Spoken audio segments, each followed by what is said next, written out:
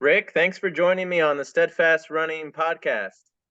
Oh, it's my honor. Thanks for having me. Coach, your track record speaks for itself.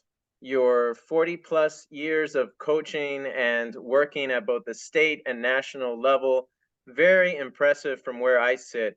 Let's start with where are you from and how did you get into running? Well, I was actually born in Colorado, Denver, Colorado, and then we moved to Miami when I was 4 against my wishes, but I couldn't get a job yet, so I had to go with my parents.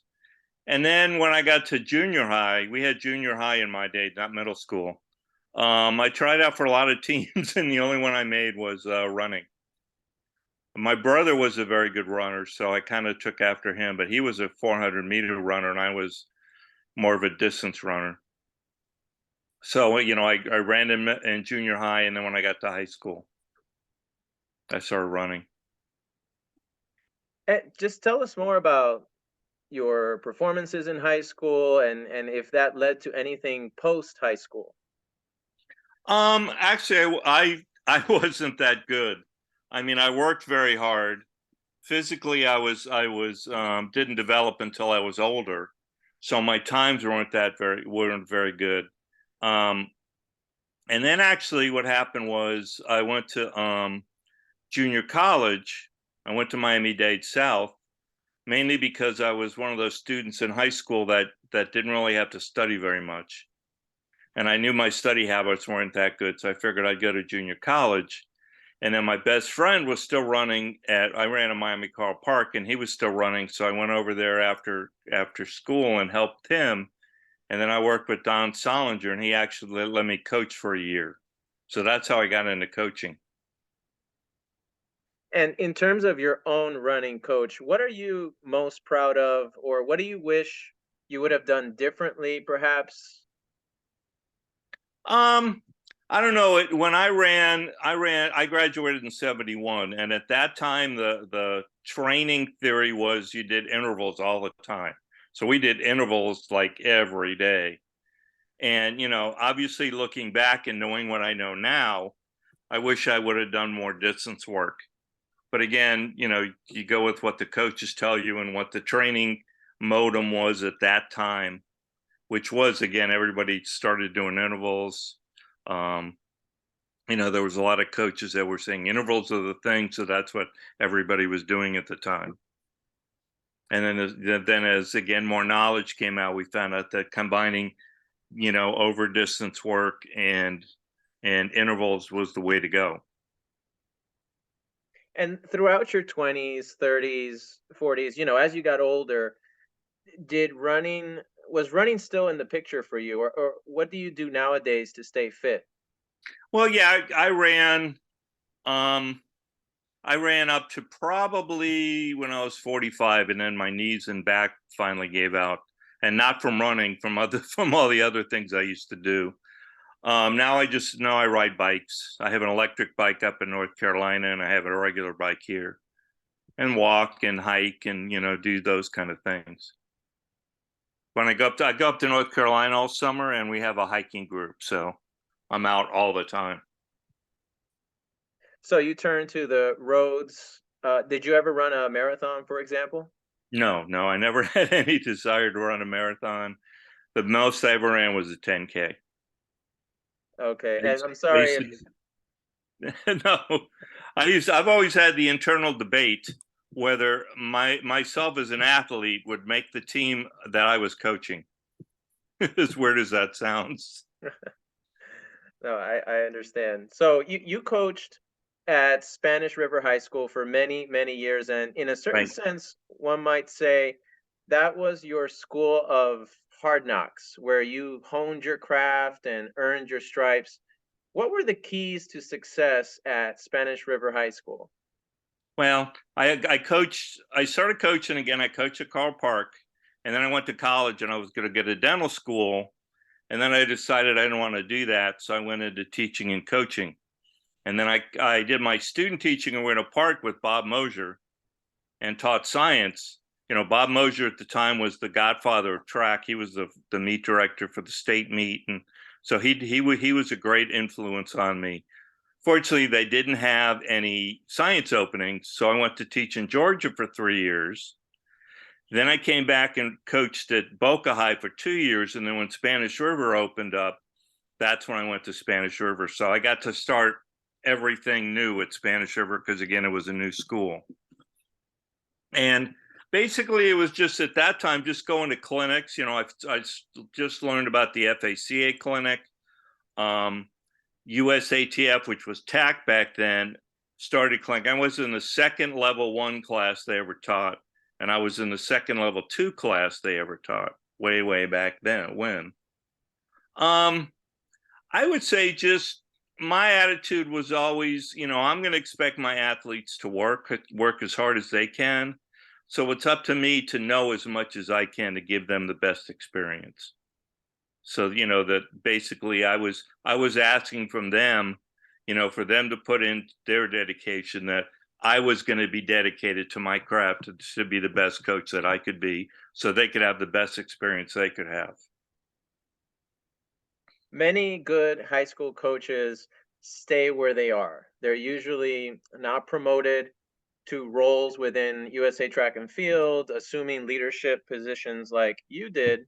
Was that intentional on your part? How did you go from being a very successful coach at the high school level to coaching the U.S. men's team at the 2000 International Chiba Ekiden?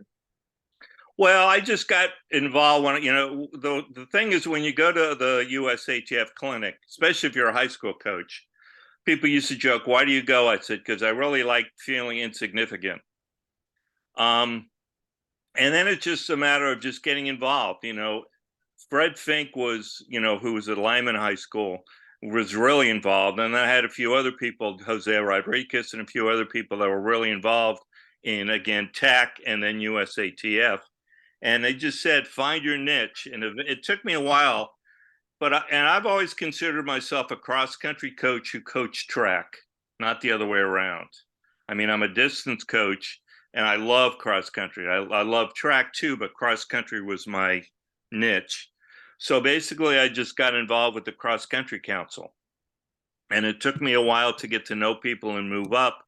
And then, as you go to clinics and you meet people, then again, you get the opportunity to coach. My first one was the Chiba in 2000, and then I got to coach the NACAC meet in 2015.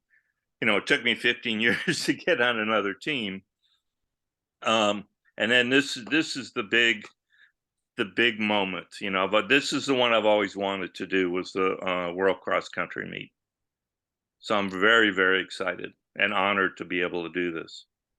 Yeah, absolutely. Last month, USA Track and Field named you the coach for the under 20 men's team headed to the World Cross Country Championships in Bathurst, Australia.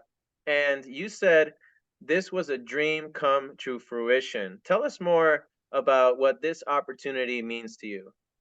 Like I said, to me, the ultimate meet is the World Cross Country Championship.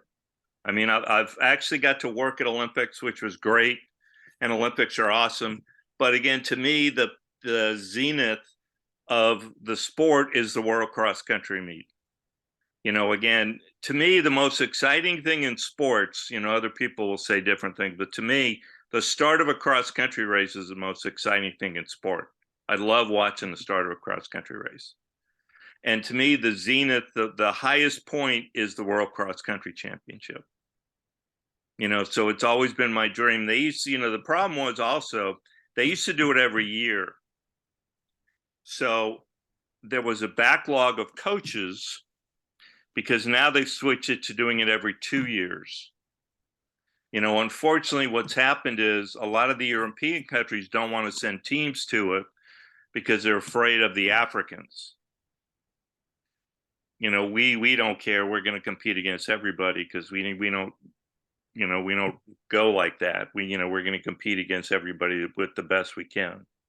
So to me, again, it was when I first started going and I heard about being able to coach at the World, that was my dream, to do that. What are your responsibilities as the team coach? And is there anything you have to do to prepare? Not really. It really is an honorary position. Even Olympic coach is an honorary position. You do, because I don't know what the timing is, because right now we're supposed to leave on the 14th tentatively, and then the meet's on the 18th. I'm going to talk to some people this weekend because I think that's too soon. But basically, what you do is you get the team together. You find out what, first of all, the way they like to run, what their goals are for being there, and then try to get them so they can run together as a team, like you would with any cross country team. But again, when you're practicing with them, you can practice how you want them to run. This, if they're going to have their own coaches. So either I'm going to administer what their coaches want them to do, or if, in some very rare cases, the coach won't give them a work. But that's, again, very rare for that to happen. Are there any expectations going into Bathurst, or is it just a matter of let's assemble the best team possible based on the applicants, the results from US Cross this coming Saturday in Richmond, and the scoring tables, and let's just be ready to compete? Yeah, that's basically it. Let's just go and run the best we can. Because again, we're picking the team from what happens this Saturday. So we can only do it from that pool of athletes.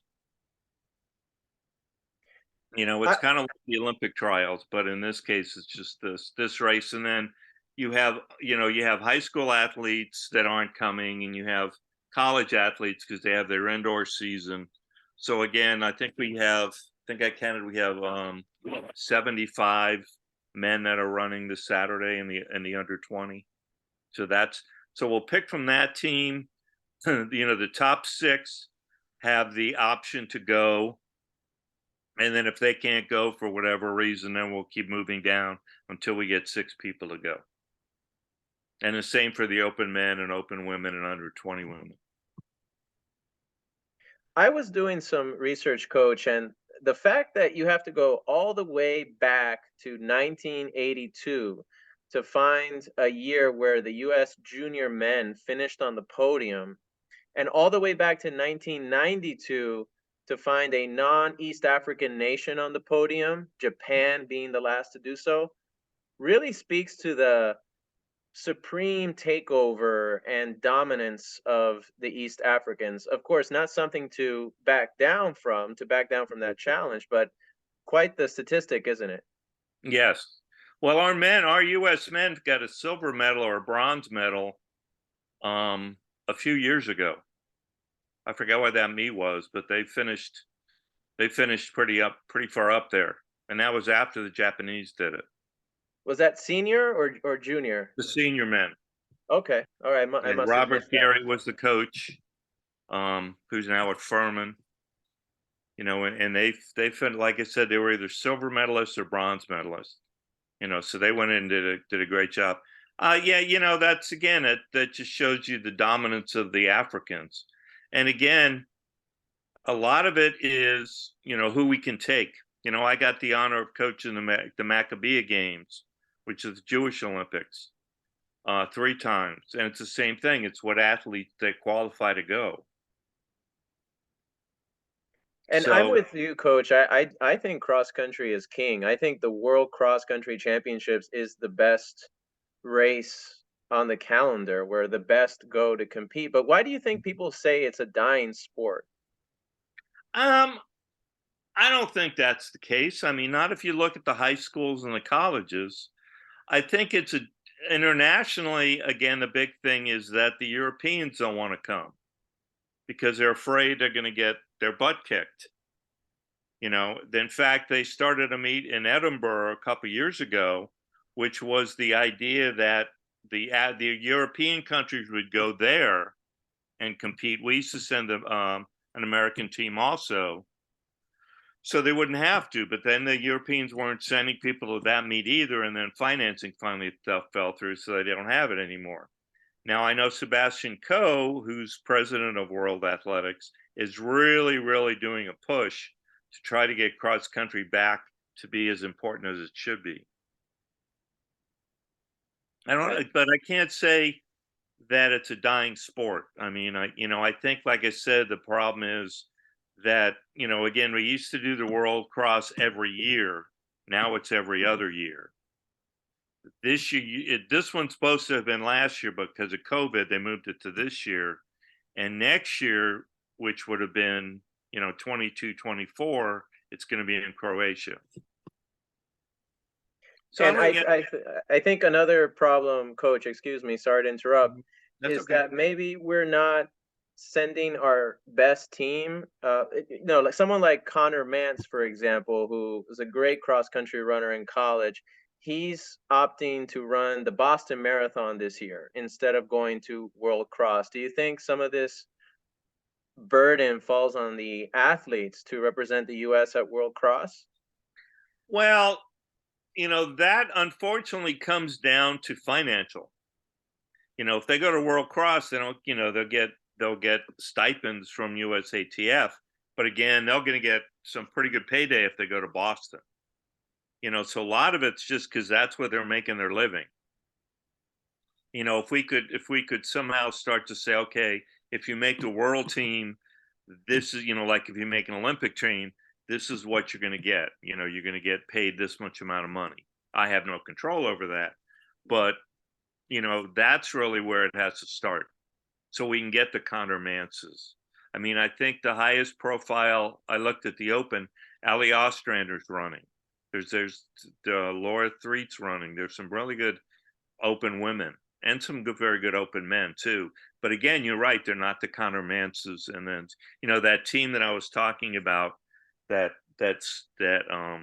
medaled had a really good team together. And from what I remember, Galen Rupp didn't come, and they said, again, this is what I heard after the meet, that they said we want to represent and show we can run with a good team without Galen Rupp. But I, I understand. If this is your living, you're going to go where the money is. That's unfortunately the bottom line with it. it's the financial reality, and I think it's a Yeah. good point to perhaps incentivize athletes to compete at World Cross. But let's go Mhm. back to your coaching arc, the arc of your coaching career. All coaches have had people or mentors that help them get to where they are today, and you already mentioned one of them. Who are the other people in your life that shaped your coaching mind? Well, top of the list is Joe Vigil. He was my instructor for my level 2. Gary Wilson from Minnesota. He was also another one. I was lucky. I had Fred Wilt, Joe Vigil, and Gary Wilson as my instructors for level 2. I mean, you can't get better than that. And I've been to many clinics. Joe and I, maybe name dropping, but Joe and I are friends. So if I ever have a question, I can just pick up the phone and call Joe, which I have many times. But he's probably the major influence I have, both workout wise and attitude wise. Okay, I have to admit to some of my ignorance here. I know Fred Wilt, or I know of Fred Wilt. I know of Joe Vigil, huge influence on me as well. But Gary Wilson, could you talk He about? was the he was the women's coach at Minnesota for many, many, many years. And again, we've become friends too. He's just a great person and a great coach. And we've talked about the fact our philosophies, the way we treat our athletes, are very similar. I wanted to send many athletes to him when he was in Minnesota, but we sat down once and he talked about the reality of it. He goes, "Yeah, your athletes and the way we coach will be very similar, but if I get somebody from South Florida, as soon as they hit the Minnesota winter, it's going to be a big education for them." Because most of the athletes I sent away didn't go up to northern schools. But yeah, I was the state cross country chairman for 8 years, for the FACA. And one of the benefits of doing that is you get to bring in great speakers, and you end up spending more time with the speakers than the classes do, because you're picking them up at the airport, you're taking them to dinner, you're taking them to lunch. So I had Gary Wilson, I had Joe Veal, I had Joe Newton come in, so I got some really good information outside of the clinic. And then the people in the state, Brent Haley, some of the great coaches in Florida I've become friends with and got to know. As we know, coaching is essentially a managing of people. You can have all the knowledge in the world, but if you don't have a way with people, if you can't gain their trust, if you can't instill confidence in them and help them manage disappointment or injury, for example, you're going to struggle as a coach. I'd love Right. to hear how you would describe your management style. Um, I would always say that I had an athlete centered program. Let me turn the lights on. I'm getting dark in here. Um, I had an athlete centered program, but I also knew that I was the one in charge. In other words, yeah, my athletes had input into everything we did. But again, I was the one who had to say, well, that's not what we're going to do right now. So again, to me, it was always a cooperative effort. I wasn't we're doing this today because I said so. We're doing this today because we have to work on this. There's times they would come to me and say, Coach, why don't we do this for a workout? And and if it fit, because I pretty much knew every workout what we were trying to accomplish. And if their workout accomplished what we wanted to do, I said, that's a great idea. Let's do that. If it didn't, I would say we're not going to do that because it doesn't fit into our overall plan. So I never just dismissed it out of, you guys don't know what you're talking about. It was always your part. This is your program. We're here for you. I'm here for you. I'm going to do what I can and give you the best program I can. And there's times that I'm going to be the bad guy, that I'm going to have to say, that's what as a young coach, that's what I learned, is that I can't always be popular. I have to do what's right. And there's times you can say, no, you can't do that. Like the girls always wanted to play flag football, powder puff football during homecoming. And I would say, no. And they'd be like, why? I said, you've worked all season to have the best season you can, and you're going to get hurt playing powder puff? Because I saw more injuries in powder puff football than I saw in regular football. And I'd say, if you want to play football after the season's over, I'll get a game for you. But again, doing stuff to keep them on track and to keep them, whether I was popular doing it or not. But again, they knew that I was there for them. I would hope that they would say that. Digging into that a little bit more, maybe from their perspective, the athlete's perspective, in terms of creating a culture and what your core values are, what were the qualities that you were looking to build in your athletes? The biggest thing was, people used to say to you that you have a no cut program. I said, no, I did have a cut program. My attitude was, I want people that want to be the best runner they can be. Maybe not the fastest, but I want them to think that I'm going to do what I have to become a better runner than I am right now. I mean, I had a girl come, I always tell this story because everybody used to think that I'd cut you if you weren't fast. I had a girl come out, she was running 36 minutes for 5K.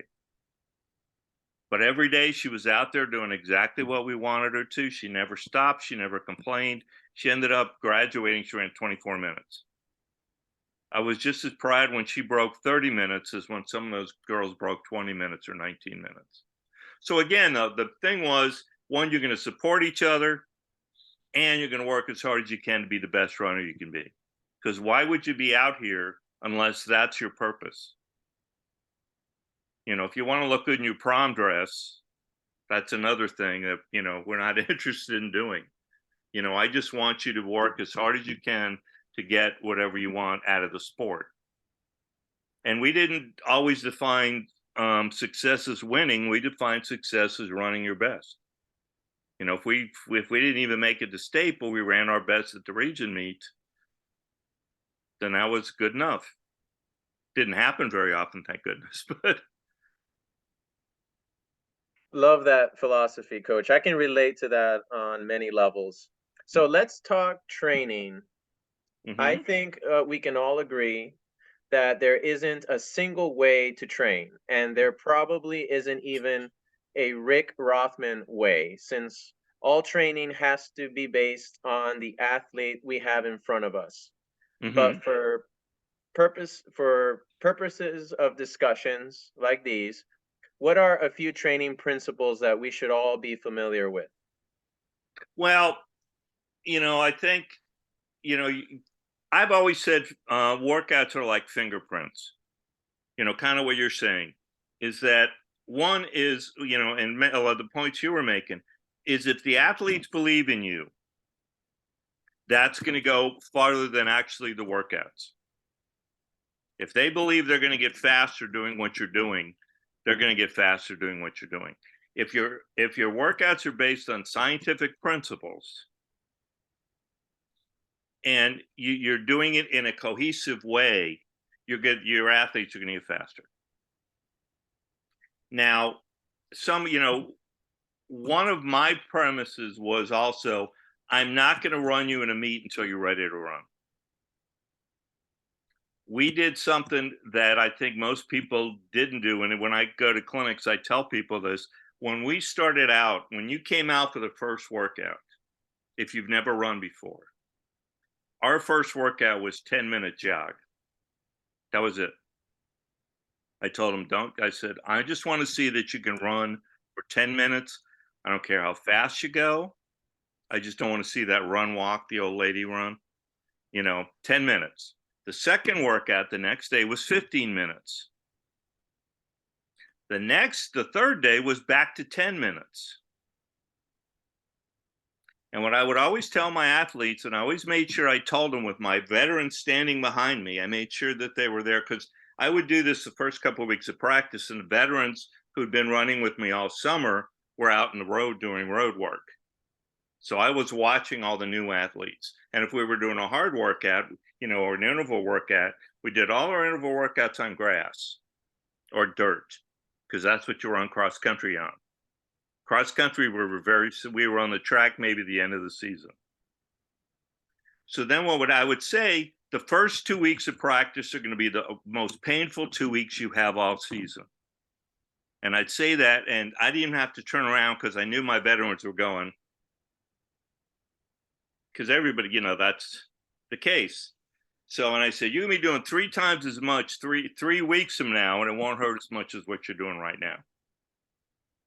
But if you go 10 minutes, 15 minutes, 10 minutes, when they did the second 10 minutes, they felt better than the first time they did it. Then they do 20, come back to 15, 25, 20, 30. And then when they could start doing 30 without a problem, then I'd let them go on the roads because there was a rule with no walking when you got on the road. I didn't want to, because there's so many teams around Spanish River, Pope, St. Andrews, Boca. I didn't want to ever see anybody or any other team watching our team walk. Ever. So that's the way we did it. And then, I wouldn't put them in a meet until I felt like they were ready to be able to run and compete without a problem. I remember Spanish River Invitational, which always ended up being really hot. Unfortunately, we'd have ambulance after ambulance taking kids for heat problems. And my parents walked up to me one time and said, Coach, how come our kids never do that? I said, because one, they're acclimated to it. And second, I wouldn't let them run if they're not ready. So again, part of it's also, being able to achieve some level of success, early. I would never put when I had freshman runners, half the time they wouldn't run varsity even if they were great until the middle of the season. In 2000, we had the greatest group of freshmen I've ever seen in my life come in for girls. They were awesome. I mean, we won 5 state titles in a row. The year before, we had lost 4 seniors, 5 seniors. But I figured out if we had taken any of our 3 seniors out, any of the 3 people out, including our 1, 2, 3, we still would have won the state meet. That's how good that team was. So I said, all I need is 2 more. And we had this unbelievable group of freshmen come in. They didn't run a varsity meet until probably the conference meet,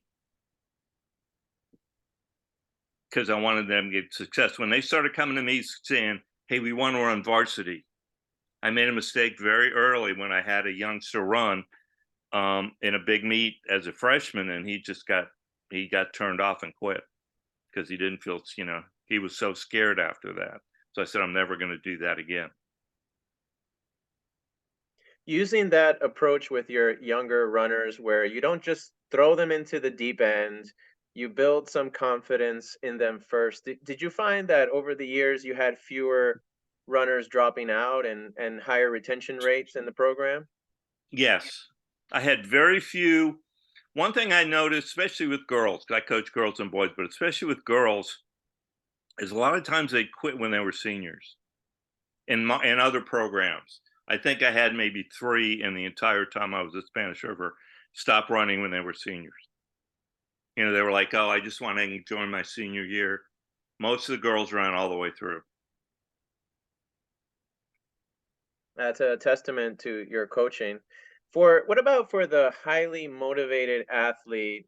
So the more advanced runner that has been training intelligently for several years, what levers, generally speaking, can a coach pull on to continue getting a training response from that athlete? Because I think most people think, well, let's try increasing mileage. And that may or may not be the answer. But what are some other ways that you can elicit further adaptations, barring a complete change in training philosophy? Like when someone goes from one coach to another.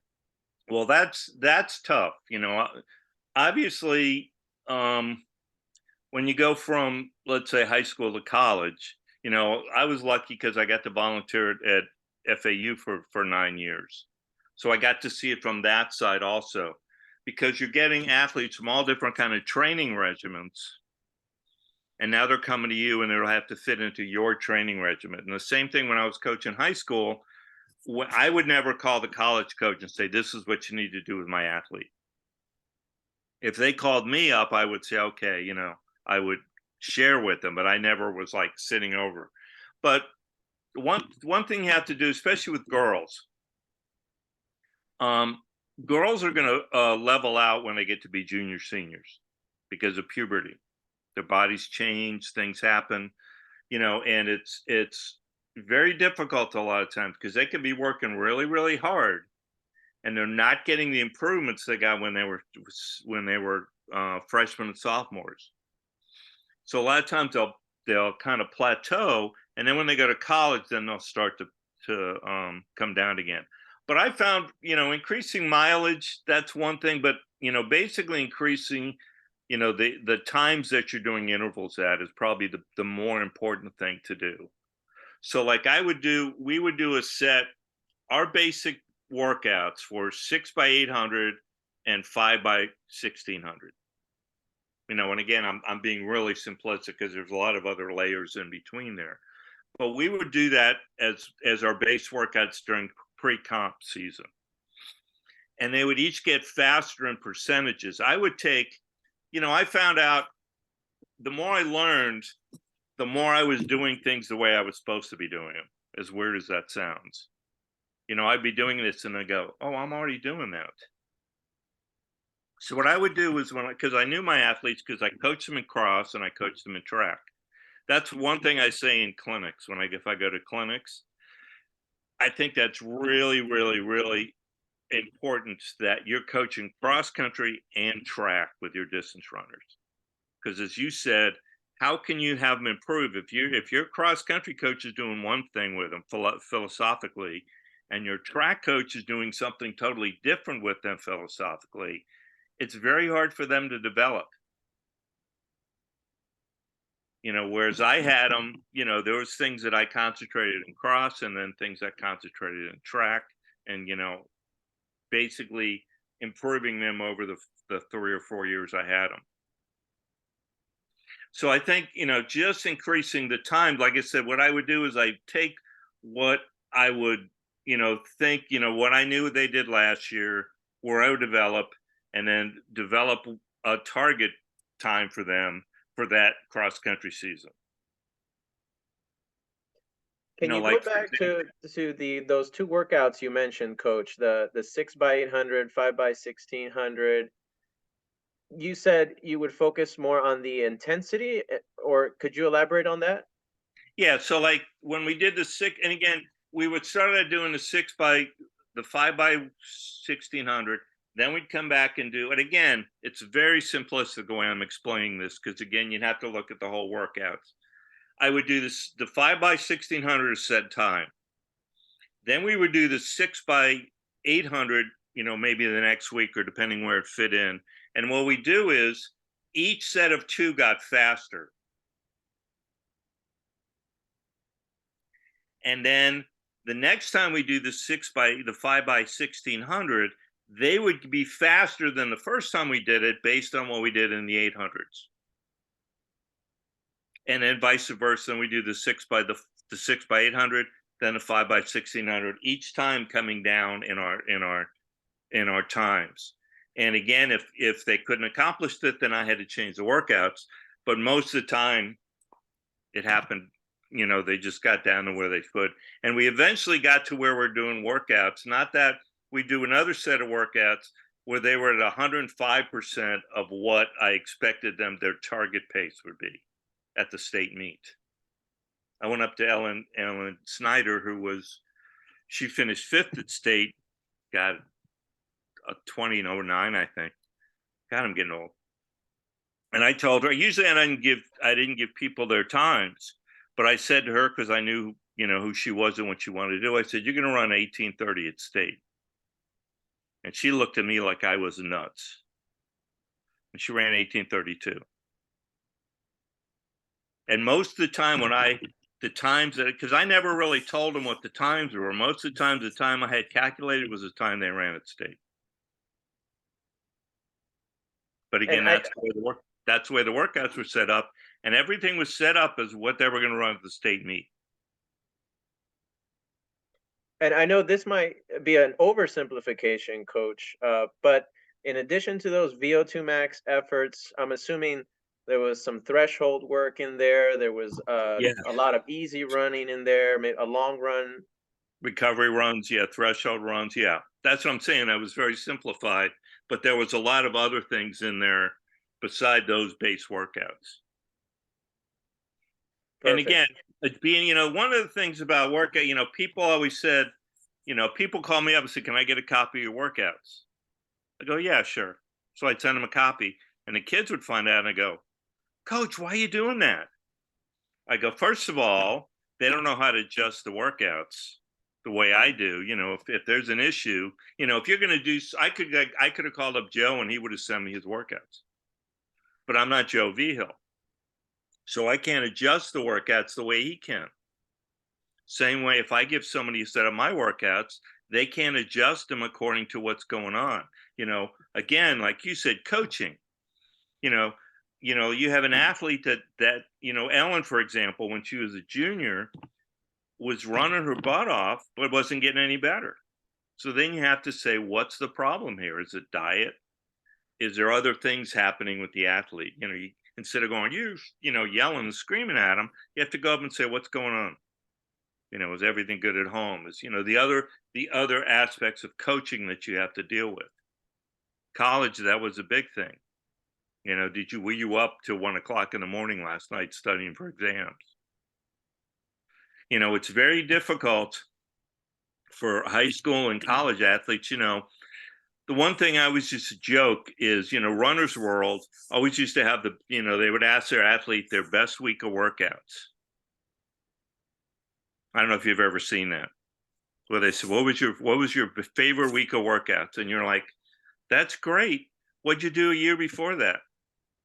What are you going to do a year after that? How does that week fit into your overall training plan? I always joke that said, if a parent ever walked up to me and said, this is what, you know, Bob Kennedy's doing. That's a long time ago. I would say, yeah, can I borrow the runner's world and hit him over the head with it? Because, you know, well, I can't do that with my athletes. First of all, they're not at that level. But what did he do the year before, the 5 years before, to get to that level? That's the trouble when you're looking at, you know, one of the things I saw, one of the questions was about coaching education. I don't know if you want to go to that point. Am I getting Well, ahead of? well, it's yeah. Well, let's hold off on that because I Okay. have some more training questions for you. Okay. And speaking of life stress and dealing with all that, which affects training for our adults and masters runners who are listening and training for 5Ks, half marathons, and that sort of thing. What are the most common types of training errors that one should avoid if you want to run your best in those I, years? I think the biggest mistake I hear from people that are running, you know, recreationally or whatever, is they want too much too soon. They don't recover the way they're supposed to. They think they can go, like, I have a friend who coaches privately, and this guy came up to her and said he wanted to qualify for the U.S. marathon trials, but he hadn't broken 3 hours yet. What? That's what I'm saying. Is again, our society has gotten to a point, you know, high school kids and other people, that's a problem too, but they want too much too soon. And they don't realize it's an incremental improvement. And just why don't you just look at improving? Don't set your goals. You know, a friend of mine said, you know, you want to build castles in the sky, but you better make sure you have stairway to get up to them. Yeah, set some But short-term goals and some long-term goals. right, I think people, you know, people, they try to do too much too soon, and they don't know how to recover right. They don't know how to eat right. They don't know how to recover right. You know, the people that run 5Ks so they can drink beer afterwards, you know, which is fine. I'm not putting that down, but you know, that's not a competitive way to be. When we had Timo Mostert on the show, he had a lot to say about the mistakes he made in training. And he's not alone, of course. We all learn from our mistakes as coaches. Can you give us an example of something you changed or started doing differently in training that made a big difference in the type of results you were seeing? Yeah, about, I guess about this is 92. God, am I dating myself? To me, that doesn't sound that long ago, but I sat down and I said, what can I do to make this program better? And I revamped everything. I ran over every work. You know, every year I would do that, but not to the extent I did that one year. I mean, every year I would look, okay, this worked, this didn't work. I'm not going to do that anymore. Let's try this. You know, I used to do that. Why am I not doing it anymore? But what I did was I said, you know, the program is, cross country is a hard sport. No ifs, ands, or buts. You know, everybody else said no. You know, like football team, we'd warm up what a football team was, and a football team would go, God, you guys aren't doing anything. I go, come and do the warm up with us and see if you can handle our warm up. They never took me. So what I did was I said, let me do stuff to make this, to put a little more fun into our workouts. And there's a book called Training Games. I don't know if you've ever seen that, by Anderson. He actually has Training Games and Training Games 2. It's hard to find it now. You have to actually go on Amazon and look for it. So what I did is I looked through the book and I said, let me find games that did exactly what I wanted to accomplish in a workout. And so I put a fun workout in once every week or 2 weeks in one of our microcycles. But again, they were workouts that were a game that did exactly what I wanted us to accomplish. And that really made a big difference because it made the sport more fun for them. In fact, if I didn't do it one year, if I did a workout one year and I didn't do it the next year, they would come and say, how come we didn't do that workout? One workout I did was a distance run, and I would go around town and put clues out. One really clues that were just run to here, because I didn't want to do these, these like, the Da Vinci Code clues. So they're running 15 miles because I couldn't figure out what the clue was. So I would tape them up the day before. And, and when they had pay phones, one of them, they used to have to run to a pay phone and I'd call them. And then they'd run here. And then when they got back, I had popsicles for them. So they're just fun little things. We had all these series of fun workouts that we did. And I think that really helped the program a lot. I coach 12 and under, so my ears are perked up now because everything that I do has to be fun for Yes. that demographic. And I don't know if you have maybe another game you can share, but I'm definitely looking into that book, Training Games, you said, by Anderson. There's Training Games 1 and Training Games 2. Like I said, it's very hard to find. You got to look at Amazon. Track and Field News may still have it. But yeah, USATF sent me to this youth seminar in Puerto Rico a couple years ago. And that was all it was how to develop games for youth. And and this I was coaching college. I was like, why are you sending me? Well, you're available. Okay, I'll go. But it was a great experience.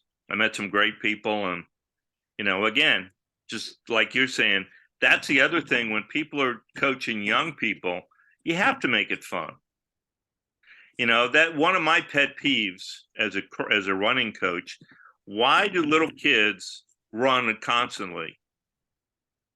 If you watch little kids, that's all they do is run. They run before they really walk. And then why, when they get to junior high or middle school and high school, do they hate it?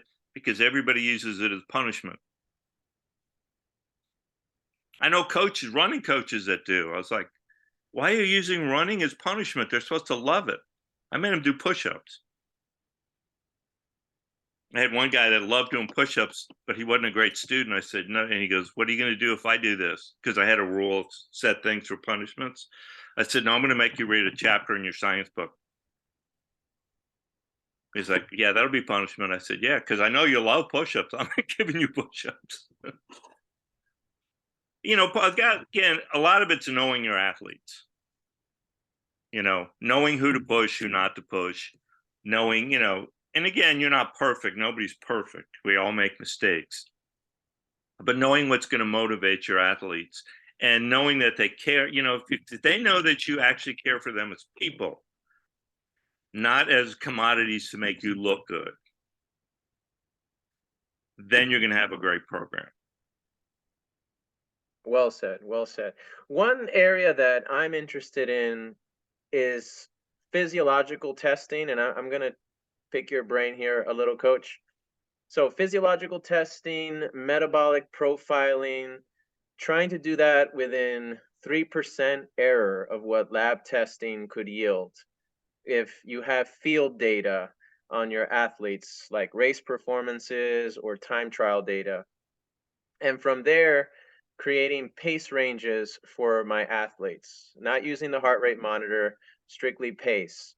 Do you have any thoughts on things like velocity of VO2 max testing in the field and using that in fractional utilization to come up with training paces for our athletes? Yes, I mean, there's, like I said, I did it differently. I did it from what they did, which is basically what you do. If you do a VO2 max test, unless I have them on a treadmill with the mask on, you're going to do it on the track. You can have them run 2 miles, figure it out from there. So basically, I did the same thing. I said, okay, I didn't say this was their VO2 max, but I figured out. But then when I did their workouts, I have, Joe Vihil's charts.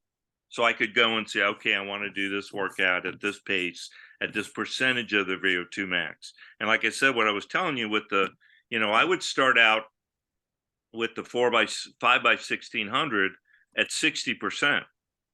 And then I'd go to 65, 70, 75. Each time I did it, the percentage would come down. By the time I got to, right before the major competitions, we would do 105% of what I wanted them at. And then we would start to, taper. I'm going to put that in quotes because we know that there's a different thing with tapering. That's what I would do. But again, the same thing. Now, Shannon Grady, who ran at Florida, and she has people down here who do it on lactate levels. She actually, when you run, after she runs, she takes your lactate levels and basically develops workouts. So that's just a whole program like that. So again, they're all great, but you have to decide what you're going to do and stick to it. As I said, you have to decide what your philosophy is and stick to that philosophy. You can't mix them. If you're going to do everything on VO2 max, you need to keep it VO2 max. Now you can use those things to get like an idea, is this working? But even, you can see if it's working. You can see their workouts. You can see, if you're, like I could tell we didn't take a day off. I've had some athletes do that, but we never did because I didn't have them all day, in high school. I wasn't allowed to be with them on Sundays. But I gave workouts, but I could tell Monday if they didn't run on Sunday. And it used to freak them out. So you didn't run yesterday, did you? Like, are you watching me? I go, no, I don't have to. I can tell. I like using velocity of VO2 max, but I keep hearing that some coaches use the 2 mile, like you mentioned. Right. I hear some physiologists say, no, you should use 4 minutes, you should use 7 minutes. Why the discrepancy there? And did Joe Vigil himself, would he use like the mile instead of the 2 mile? Well, he used he's an exercise physiologist. He'd take him into the lab and put him on the treadmill. There's a whole, when I teach level 1, they don't give you the VO2 max, but there's a whole series of VO2 max tests you can do. There's a bulk test, there's a whole bunch of them you can do. And it's basically the ones that you like doing. Like I just show them and say, I'm not going to tell you what they are because you can go look at them on the internet and tell you what they are, and here's what they are. Like at college, we do a mile. They would do 15 minutes, I think, a 5-minute break and do another mile. And that's how he figured it out. So again, it's whatever you find that works best for you. Because I remember Joe Vigil saying, I read this somewhere, that he would use the mile because Americans have poor endurance. So Yeah. he wanted to use something a little bit shorter. Yeah, but if you ever knew what I actually went and visited him at Adams State. And he showed me, because there's this trail that he does. It's a 6-mile trail. I think it starts at 5,000 feet. And it ends at like, I forgot what. He drove me up there in his truck. And I mean, it was, I was like, yeah, if you did this every Monday, it'd be pretty good. Yeah, one of the other keys to good coaching, in my opinion, is being able to think on our feet and Mm-hmm. do something with a specific athlete that we might not do with anyone else. But because we've identified what that athlete needs to improve or break out of a plateau, we end up coming with an effective training intervention that doesn't fit the usual pattern. Could you give us an example of an athlete that needed a different kind of stimulus and that you were able to help using a more innovative approach? Well, what I used to do is I would look at the athletes and say, okay, is this athlete got great endurance but not great speed, or vice versa? So during track season, I would actually put in workouts where the speed athletes would have to do stuff to work on their endurance, and the endurance athletes would do some to work on their speed. So I'd have them in different groups working different parts of their, in other words, to accentuate their strengths and minimize their weaknesses. And then I had one girl, for example, that she would always get stress fractures. And I had her, and I always tell people, have them get their estrogen levels checked, because that's usually the first thing that, that's a big indicator. And she had fine estrogen levels. So I had her in the pool 3 days a week because she couldn't handle the workouts. So that's the other thing is to not to pigeonhole and say, okay, you're slacking. Part of it's knowing your athletes. You'll know your athletes that are coming in and giving you excuses, or athletes, that I've had a girl that she was awesome. She almost beat Jenny Behringer in the state. She got beat by she got out kicked by her. And she had the worst asthma. We'd be doing 400 repeats on the track, and she'd be laying on the track dying, gasping for air. And I'd say, Danielle, just take this one off. She'd jump up and go, no, I'll be up fine. She had a stress fracture. I almost had to tie her up to make sure she didn't run. So again, it's just being able to adjust and say, okay, this is what we're going to do with you here. This is what we're going to do. This is what we need to work on. Yeah, identifying strengths and weaknesses. Mm-hmm. The two things that I neglected most during my running career, and gosh, if I had a way of going back in time to undo the harm that such neglect caused, was strength training and nutrition. Is there anything Yeah. that should be said here about, in addition to what you've already said, about strength training and nutrition from your perspective? Well, we would go in the weight room 2 to 3 times a week, depending on the season. We were in the weight room. A lot of it's mainly because of strength. Not only does it build your strength and your speed, but it also helps prevent injuries. The stronger you are, the less injuries you're going to have. And actually, listening to your athletes, I used to stop when we got to the championship part of the season. And the athletes came to me and said, Coach, why are we doing that? I said, well, it'll give you more recovery. Go, we feel weaker. So we kept going after that. Again, listening to the athletes. Because, if the athletes are into it and they know their bodies, they're going to tell you the way things are. So yeah, we would do weights all the way through. We'd reduce how much weight we do, but we'd still do it. So yeah, weights, strength training, accessory, active warm-ups, all the things that you can do to help them. Like we were doing passive stretching for many, many years.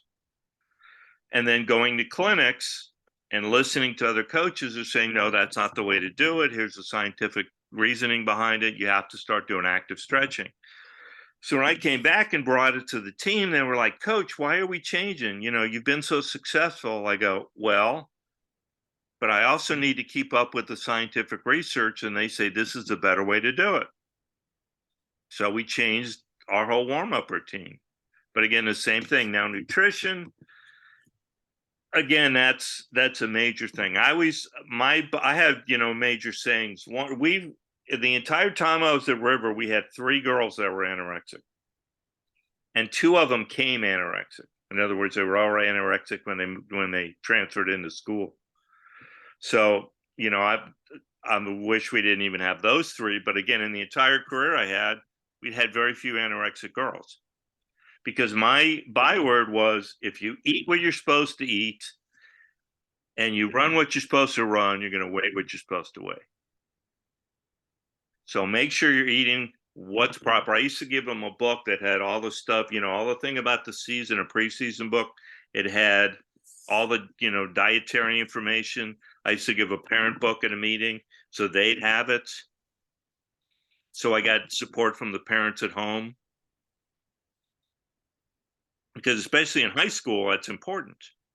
And to make sure, like, look, you're working really hard. Why are you going to do stuff to counteract it by eating crappy or drinking sodas or doing all this other stuff?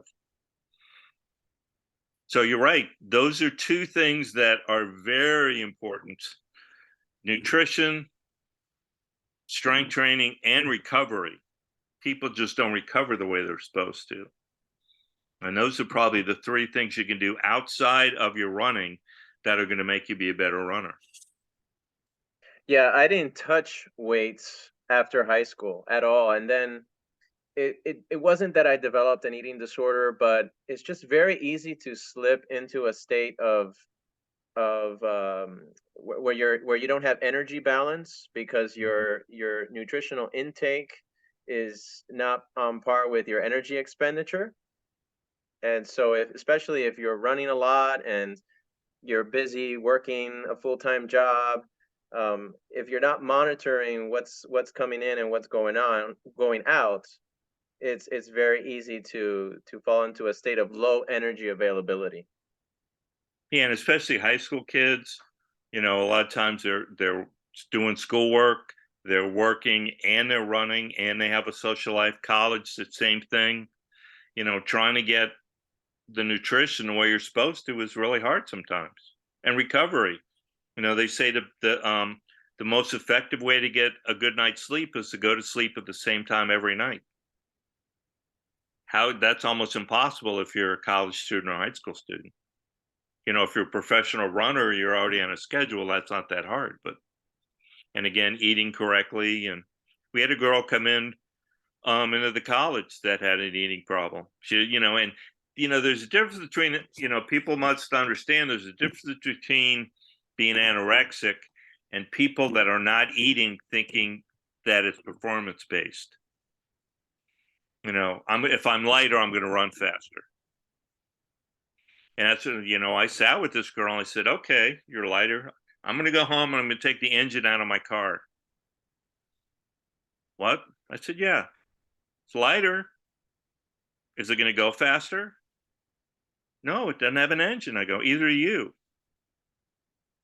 I said, what kind of engine do you have when you don't have any fuel? I said, so being lighter doesn't help you. I said, if you don't have the fuel to utilize, how are you going to run fast? Yeah, absolutely. Food is fuel. So, Mm-hmm. Coach, let's pivot and talk some coaching education for a bit. Coaching education, which you've been heavily invested in through USATF, is still Mm-hmm. kind of a mess, in my opinion. And I'm not talking about USATF programs. I'm Well, talking about the sheer number of places that you can go now to get a coaching certificate of some kind, and the value of obtaining those credentials, which is up for debate. And you also have some private, small networks like Steve Magnus's Running Scholar program, or just the informal Thursday night Zoom call with other coaches. There's so many places now that you can get information. What do you think is the state of coaching education in the US right now? well, again, I can look at my own career, and my career would not have gotten to where it was without coaching it. Bottom line, hands down. But I think, when I do clinics or I'm even talking, is that right now there is so much information, as you just said. There's so many avenues that, again, it goes back to what I was saying at the beginning. You have to develop your philosophy and you have to decide what's going to work for your program and what you're trying to accomplish and what's not going to work. So you have to be able to take, a lot of this information and digest it and be able to assimilate it to what you want to do. And I think that's one of the big problems.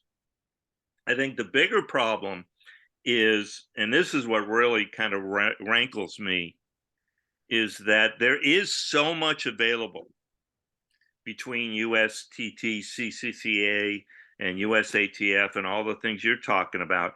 And there's so many coaches that will not avail themselves of that knowledge. That's what bothers me the most. Again, I learned through going to clinics. We used to call it the time in the hall when we used to go to like the FACA clinic. Because, yeah, you learned in the clinic, but when you went out into the hall and talked to your peers and went to lunch with them or went to dinner with them or just sat and talked to them, you got a whole different perspective.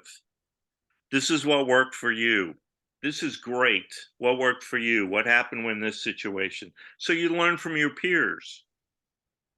But again, the biggest thing is to have, you don't even need to have that much of a scientific background. When you talked about like Brett Haley, you know who Brett Haley is at Largo.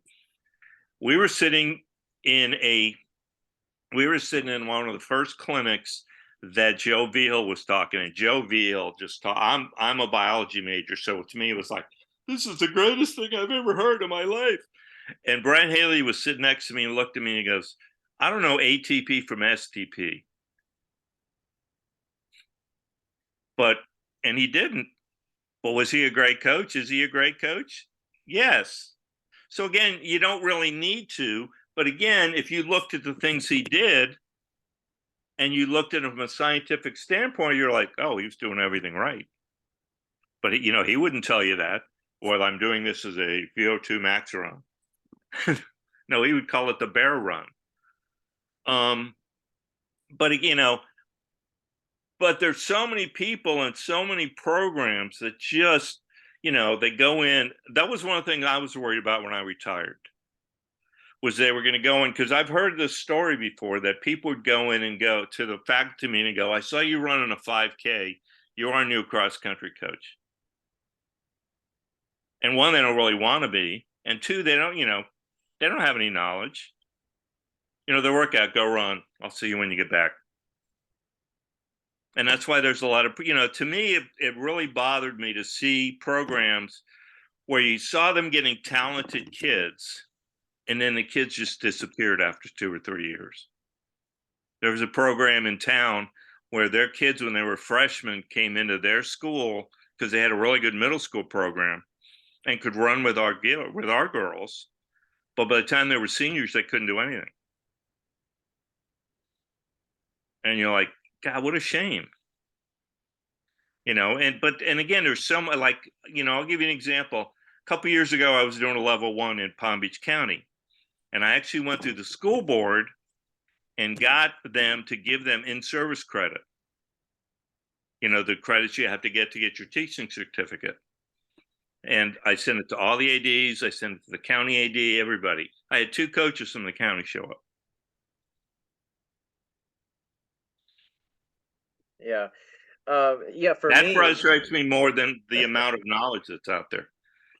I hear you. For me, it's a problem of abundance, because I don't need the motivation to go out and seek, Correct. knowledge. In fact, I can't get enough of it. But if there were a way to centralize centralize the education so that coaches would be able to go down one pathway, and so like a series of clinics throughout the US, instead of this one popping up here and this one popping up over there, and each one has their value, of course, but it's confusing, I think, navigating that landscape sometimes. Well, again, I went to lots of different clinics, but again, it goes back to, you have to know what you want to do and what is going to work for what you're trying to do and what's not going to work. If you do level 1 and then you do, let's say, I just taught a level 2 last October, which is, I always compare, like, doing level 1 was driving a Pinto and doing level 2 was driving like a Corvette, and level 3 is like driving a Ferrari. The amount of information is just, the first one I came back from level 2, I was just like, oh my God, this is, it took me probably 2 or 3 years to just say, because I wanted to do everything. And I realized you can't. You have to say, okay, this is going to work. This is not going to work for what we're trying to do. And that's the biggest thing, is how to integrate it. And as you go to more and more clinics, hopefully you find out what you're doing is right. And you may pick up, like you just said, one little bit that might move your program just a little bit forward. It's like, after you've been coaching, I coached 48 years. Would I still go to clinics? Yes. Because first of all, I like to learn. I like to hear what other people are doing. But again, there's times I've gone to clinics and go, God, we used to do that workout. Why did I stop? A lot of it's because I couldn't fit it in with all the things I was trying to get done. So you're always going to pick something up. But again, the bottom line is you have to be able to discern what works and what doesn't work. And what's a fad and what's not a fad, because again, there's all these things that come out, bee pollen and oxygenated water and all these other weird things that come out. You're like, come on. I have a suggestion, Coach, for USATF Florida. I know you were involved with them. You might still be. And I don't really know why it's not as common in Florida as we see in places like the Pacific Northwest. But why don't we have more club-based cross-country meets? I I mean, will tell you what. you're a huge cross-country fan, so am I. Why don't we have more of that I for was I adults? was the club chair for USA Florida, and I had the same question that you just had. And I'm friends with the guy. San Diego has California has a great program, and Pacific Northwest. So I got with them. I said, let's do this. So I was setting up 4 meets, and I had the whole thing all set up. I still have it on my computer. And you know what the problem was? I couldn't find anybody to host a meet. I had clubs that say, yeah, we're interested. And I was already I figured we'd do one in South Florida, one in North Florida, one in Jacksonville, one in Central Florida.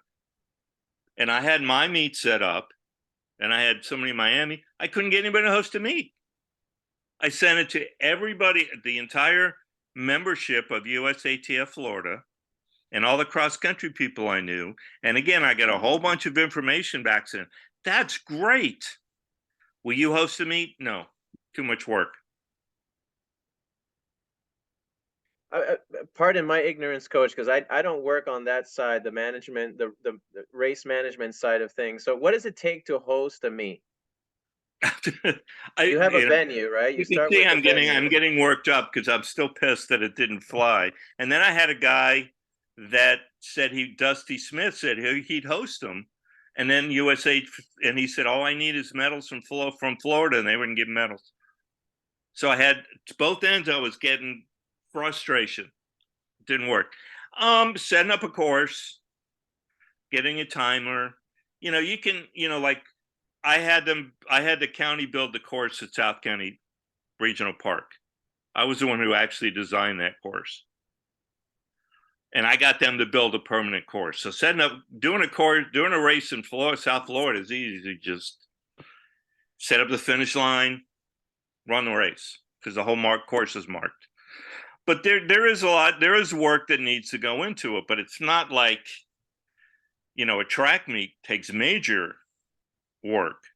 Cross country meet doesn't take as much. I mean, even if you don't do electric timing, you can do it with the old way with the cards. But it was very frustrating. I couldn't get anybody to host a meet. Yeah, it still doesn't make much sense to me because you can use one of the high school cross country courses or colleges use the ones that colleges use, right? It's not the course per se. Is it the money that has to go into producing the event? No, again, I had one guy point blank tell me it's too much work. I don't want to do it. I was like, oh, he wanted to have a club. I said, well, where are you going to run? Well, I just don't want to do the meet. I said, we'll provide the medals for you. Don't want to do the meet. And again, I couldn't get anybody else meets. Like I said, I still have it. I have a whole program of how to score it, everything. And again, I'd worked with the guys in San Diego, and I knew the guys in the Pacific Northwest, and I knew places, and again, I'm on the cross country council, but I couldn't get anybody to host it. Yeah, and I don't know if it's just a mindset shift that needs to occur, but even let's say like the local running store that puts on road races, if they featured a club-based competition within a 5K on the road, and say you have a category for like a team category, that would go a long way towards creating team-based competition, which is what I think is needed. I agree with you. I mean, there is road race. There is more of a road race component for clubs, but I don't know of any races. Again, like I know a lot of places. USATF has a whole club program. I just was in San Francisco for the club championship. That was an interesting weekend because of the weather, but all the weather they're having now, it started that weekend. So again, there's enough of a blueprint to do this. It's just people, even if you're running, like you just said, even if you're running a high school meet, do it at the end of the high school meet. All you need is numbers and you got everything already there. Yeah, I'm just as passionate about it. Well, maybe you are more passionate than I Well, am, but it's not a contest. I would really love to Yeah, see that. The so the would I. final segment of the show, Coach, is our rapid fire segment. So I'll ask you a few questions. In this case, it's 4 questions, and your job is to answer each in a sentence or less. How does that Oh, sound? good luck. Go ahead. Number one, of all the cross country events that you've been a part of, which one strikes up really fond memories? The first one that comes to mind. Probably our first state championship. I coached for so long and kind of felt like it was a club I wasn't a part of. And now after we won, I was a part of it. And What year never, was that?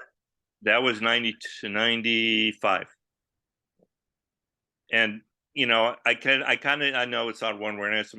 When I was real young, my brother used to I was the youngest, so he used to go and give me a hard time. And we were at my cousin's house and he had bottles of champagne. And I took one. He said, "What are you taking that for?" I said, "For when we win our first state title." And he was like, "Yeah, right." I still have the bottle because I don't drink. But All right, number two, your favorite okay. runner from the past or your favorite race to rewatch in athletics history? Oh God. One of the best races I ever saw. Well, a lot of I don't really have a favorite runner because all the runners I coach, really have I mean, there's people I'm closer to than others, but they all have a really special place in my heart. But at the 96 Olympics, the 10K, the 10,000 meter was awesome. I got to work at the Atlanta Olympics. And so I was watching the 10K and it wasn't filmed that I, remember. But if you remember in 92, the two Portuguese, I forgot the guy's name. One guy was running and his teammate got lapped, and when they lapped him, he bottled in the Kenyans, and they disqualify him and they put him back in. But the Portuguese guy won. I mean, if we said his name, we both go, "Oh yeah."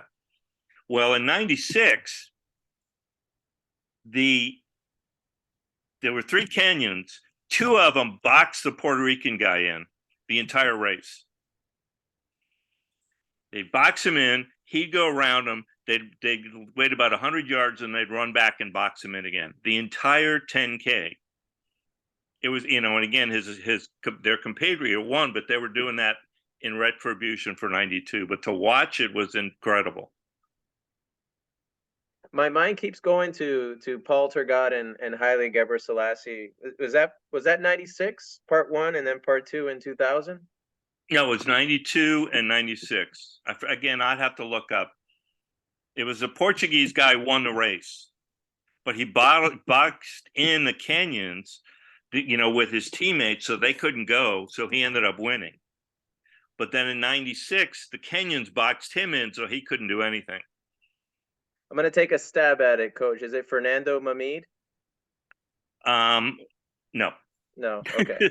I thought I'd I have take to a look it stab up. at it. Somebody out there will be like, "Oh yeah, it was." All right. The next question, number 3. What's a bold prediction you have for 2023 in athletics? Overall, Yeah, well, overall.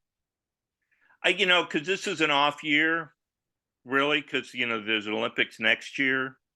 There's a World Championship this year because they're doing the second one. So I think it's going to be a little bit more down this year than it was last year because they got the Olympics next year, in Paris. So I think, you're still going to have some pretty good performances, but I think you can have a little bit of a down year this year. And then next year, you're going to see a major explosion in things because it's not, we're out of COVID. people's training is going to be pretty coherent. Not wood that we don't have another problem. So I think next year you're going to see some incredible performances. I'll go with the U.S. junior men's team finishing on the podium at World Cross for my bold prediction. Okay. Thank you. That would be awesome. All right, and then the last one, why is running the best sport in the world? Here you are giving your sales pitch for running. Mainly because anybody can do it. Anybody can do it, whether the slowest person in the world or the fastest. You can do it for a long period of time. To me, like I said, it's the one reason that we were talking about. You were saying that you think maybe cross country is dying. Cross country, unfortunately, is not a spectator sport because most people don't understand it. If you've been at a cross country meet and you're going, well, this team is doing great, and everybody's like, how do you know? Because if you're educated, you know what's going on. We have an us against them society, if you think about it. Everything is us versus them. Football, two teams, politics, everything. So when you see a cross country race that everybody's going in the same direction, competing person to person, you can't understand it. But again, I wrote an article for the Cross Country Journal many years ago called "The Beauty of Cross Country," and that was one of it. Was everybody's going for the same place? Everybody's working as hard as they can to get to the same place. Some people are going to get there faster than others. Some people are going to get there slower, but they're all going to get there. And hopefully, at the end, they're all going to feel good about what they accomplished. Yeah, that's beautifully said. And I love cross country because it's not a time trial. It's an actual race. It's about where you finish in the field.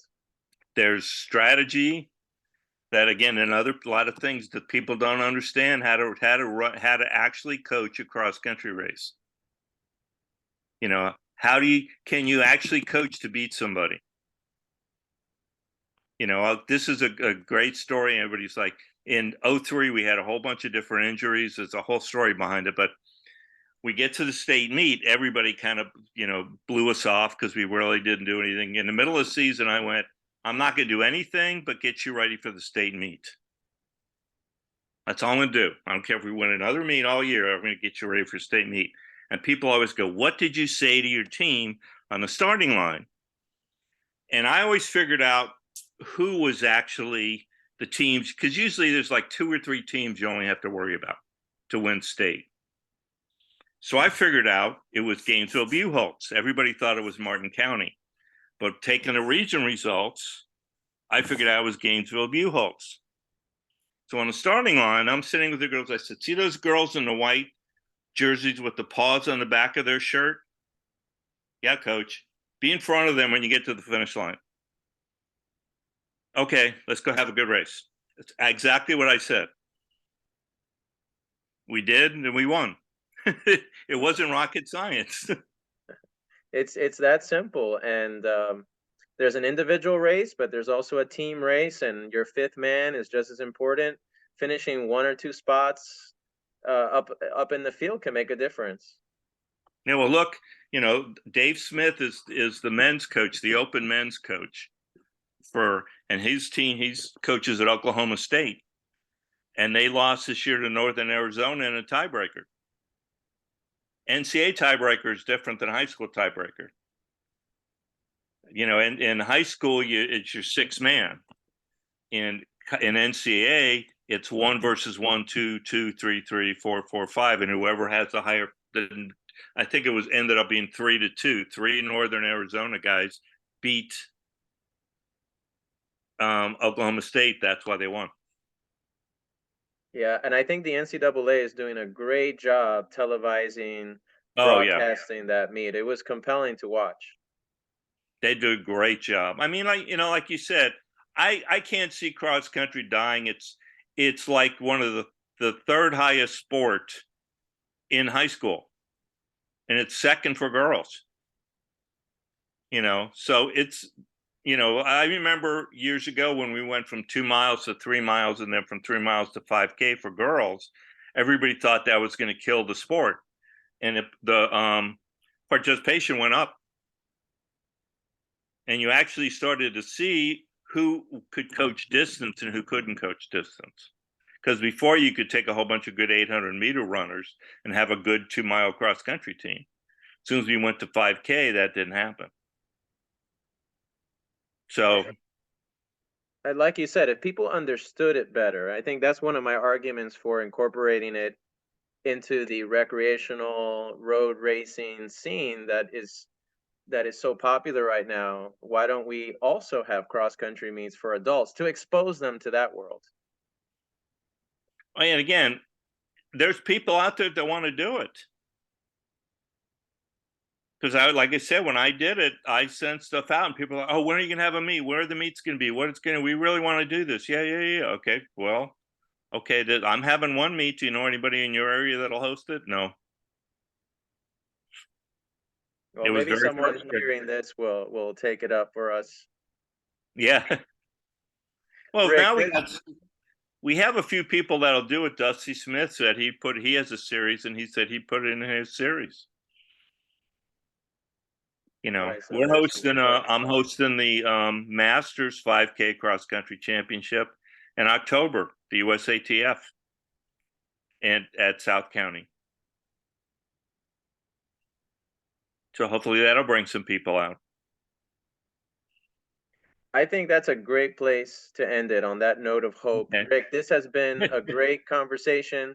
Where can I've people had go to follow your work and get in contact with you?